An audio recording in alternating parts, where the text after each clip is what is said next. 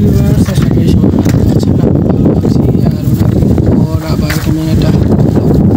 তো আজকের এই তো এনভায়রনমেন্ট একটু দেখতে পাচ্ছেন, সুন্দর বাতাস, মানে বাতাস হচ্ছে বাইরে। তো এরকম এনভায়রনমেন্ট আসলে গতকাল ছিল না। গতকাল আসলে টেম্পারেচার এত বেশি ছিল ঢাকাতে, অ্যাবাউট 40°C প্রবাবলি।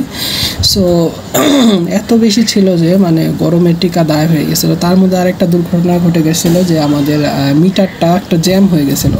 তো ডেস্কোতে মানে যদি কল দেওয়া হচ্ছিলো বারে বারে, কিন্তু তারা আসলে কল পিক আপ করতেছিল না।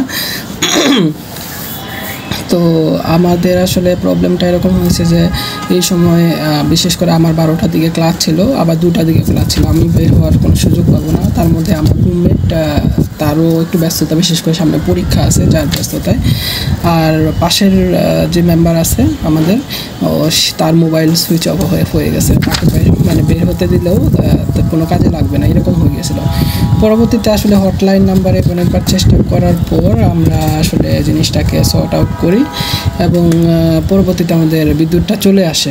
তো এরকম প্রবলেমটা হয়েছে। আজকে আসলে হঠাৎ করে ক্যামেরাটা একটু নিলাম, আপনাদের সাথে একটা বিষয় শেয়ার করতে চাচ্ছি। আজকে 12ই মে, তো আমার জন্মদিন।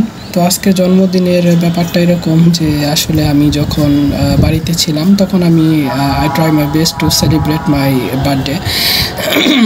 কিন্তু এখন আসলে ঢাকাতে থাকি, তো অনেক ক্ষেত্রে টাকা পয়সা, আর্থিক অবস্থা সব কিছু এবং মনের অবস্থা এবং ব্যস্ততা সব কিছু মিলিয়ে আসলে বার্থডেটা সেলিব্রেট করা হয় না। ঠান্ডাটাও লেগে গেছে অনেক বেশি। তো গত বছর আসলে 2024-এ আমি সেলিব্রেট বলতে গেলে বাসায় মেম্বার যারা ছিল তাদেরকে 3 জন ছিলাম, তো আমরা 3 প্যাকেট বিরিয়ানি এনে খেয়েছিলাম একসাথে। আর আমি একটু কেক এনেছিলাম। আমার রুমমেট অবশ্য চিনি খায় না, যার কারণে সে কেকটা খায়নি। আর কেক বলতে গেলে পেস্ট্রি কেকের মতো কিনেছিলাম। তো এইবার আসলে সেরকম হাতে সময় নেই। সামনের সপ্তাহে একটা পরীক্ষা আছে, আমার পরীক্ষার ব্যস্ততা, হাতে টাকাও শর্ট, বিভিন্ন কারণে বাবা মা হজে গেছেন। তো সব কিছু মিলিয়ে আসলে সেরকম কোনো আয়োজন করার সাধ্য এই মুহূর্তে আমার নাই।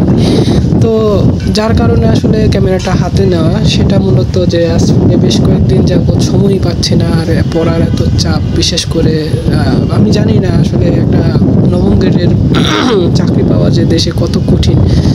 আর যেহেতু প্রমোশনও বেশি, তো সবাই আসলে ঝুঁকে। আর এমন কম্পিটিশন, আর এত ভালো ভালো স্টুডেন্ট, আসলে আমরা বাংলাদেশে বলি যে বাংলাদেশ অনেক পিছিয়ে আছে, কিন্তু সেই দিক থেকে যদি বলতে চাই অনেক বেশি একটা সরকারি প্রতিষ্ঠানে যারা চাকরি করে থাকে। কারণ অনেক সময় আসলে তাদের এসব চাকরি পেতে নিয়োগও যেমনি একটু দেরিতে হয়। তারপরে হচ্ছে সব কিছু মিলিয়ে আসলে একটু অনেক শ্রম, অনেক মেধা, অনেক ধৈর্যের প্রয়োজন, সব কিছু মিলিয়ে। তো আজকে একটু বাইরে গেছিলাম, সকালেও বাইরে গেছিলাম একটু ওষুধ কেনার জন্য, তো ওষুধ পাই নাই। তো বিকালে, তো আসলে দুপুরের দিকে একটু পরে বের হয়েছি। সকালে একটু এরিয়াটা ঘুরে আসলাম, কিন্তু কোথাও ওষুধ পাইনি, ওষুধের দোকান সকালে বন্ধ থাকে। তো এই তো বিকালে দুপুরের দিকে একটু নিচে গেলাম, নিচ থেকে কিছু ওষুধ, আর বলতে গেলে যে বিমান যাচ্ছে, বিমানের একটা শব্দ আছে আমার পিছনে। আর সাথে কি কিনলাম, আর সাথে যে খিচুড়ি কিনেছি। খিচুড়ি বলতে গেলে চিকেন খিচুড়ি কিনেছি। তাদের মানে ব্রয়লার মুরগি দিয়ে যে তারা যে খিচুড়িটা বিক্রি করে সেটা নাই। তো আজকে ওয়েদারটা সকালে একটু বৃষ্টি বৃষ্টি হয়েছে, ঠান্ডা ঠান্ডা। তো ভাবি যে জন্মদিনটা একটু খিচুড়ির সাথেই পালন করি। তো আপনাদের সাথে একটু শেয়ার করি ভিডিওটা। ভিডিও কন্টেন্ট বানানোর মতো সেরকম ধৈর্য, সময়, মানসিকতা কোনোটাই এই মুহূর্তে নাই। বিভিন্ন কারণে একটু টেনশনে আছি। তো একটা একটা করে চাকরি পরীক্ষা আসতেছে, আর তারপরে হচ্ছে যে, তো যেই জন্য ক্যামেরাটা খোলা, তো সেইটাই আপনাদের সাথে শেয়ার করব। তো একটু নিচে গেছিলাম, নিচ থেকে আসার সময় তো খিচুড়ি আনলাম, আর সাথে একটু মুড়িও আনছি। কারণ যে আমি চায়ের সাথে মুড়ি খাই, ভালো লাগে খেতে। আসলে ভাজা পোড়া খেলে একদিন খেলেই সমস্যা হয়ে যায়। কালকে এমন কি মানে খেলাম যে একটু পেটে সমস্যা করতেছে, এই জন্য আর এরকম ভাজা পোড়া টোটালি অ্যাভয়েড করার চেষ্টা করতেছি। তো এই তো মুড়িটাও আমি আমার বয়মে রাখলাম। আরেকটা জিনিস হচ্ছে, যারা চিনি খান, তো তাদের জন্য একটু বলতে পারি, আপনারা যদি চিনিটা বাতাসা কিনতে পাওয়া যায়, সাদা যে বাতাসাগুলো আছে চিনির বাতাসা, তো সেগুলা দিয়ে যদি একটু মুড়ি খান তাহলে মানে যে স্বাদটা পাওয়া যায় সেটা আসলে এক্সপ্লেন করার মতো না। তো এটা আপনাদের একটু বলে রাখলাম, যেহেতু আমি চিনি খাই না সেই জন্য বাতাসা আমার কাছে রাখি না। তো আপনারা যারা চিনি খান বা যাদের কোনো চিনিতে এখনও কোনো মানে নাই নেগেটিভিটি নাই, তারা খেতে পারেন। বাতাসার সাথে একটু মুড়ি খান, দেখেন কেমন লাগে। এই কম্বিনেশনটা যে খুবই দারুণ সেটাই আপনাদের মানে এক্সপ্লেন করে আমি এখন মুখের কথা বলতে পারবো না আপনাদের। আপনারা এটাকে প্র্যাকটিক্যালি আপনাদের ট্রাই করতে হবে। তো ভিউয়ার্স, এই যে গোসল করলাম, আসলে নামাজ পড়লাম, গোসল করলাম। তো একটু মাঝখানে গ্যাপ নিয়ে নিয়েছিলাম এই ভিডিও বানানোর সাথে সাথে। তো এই তো এটা আমাদের এলাকার মদিনা কাচ্চি ঘর, আমার বাসার কাছেই। তো আজকে খিচুড়ি আনছি, বিরিয়ানি আনি নাই, বিরিয়ানি খাইতে ইচ্ছা করতেছে না বললামই প্রথমে। তো ওরা একটু সালাদও দিছে। এই যে গতদিন আমার ফুফাতো ভাই এসেছিলো, তাকে বিরিয়ানি খাইয়েছিলাম এই জায়গার মদিনা খাচ্ছি, তো ভালোই লাগছিল তার কাছে। তো আমি একটু আনলাম আজকে বিরিয়ানি আনি নাই, আমি খিচুড়ি আনছি। ঠান্ডাটাও লাগছে আমার প্রচণ্ড। এই তো দেখেন কোয়ান্টিটি কিন্তু খারাপ না, ভালোই কোয়ান্টিটি দিছে।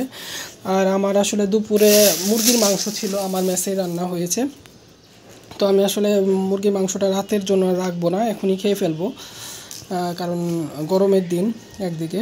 তো আগে প্লেটিংটা করি।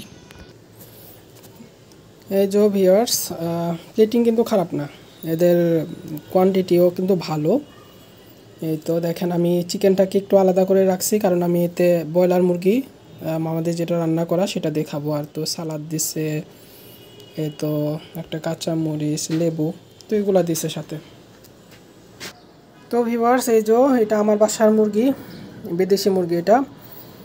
আর এই তো আজকের জন্মদিনের খাবার খাচ্ছি। তো আপনাদের সাথে একটু শেয়ার করলাম, এক হাতে বাম হাতে ক্যামেরাটা ধরা আমার জন্য একটু মুশকিল হয়ে যেতেছে। তো আলু দিয়ে মুরগিটা রান্না হয়েছে। তো আমি আসলে এইখানে এই চিকেনটাও খাবো আর এই চিকেনটাও খাবো আজকে। তো এই আমার জন্মদিনটা আমি এইভাবে সেলিব্রেট করতেছি।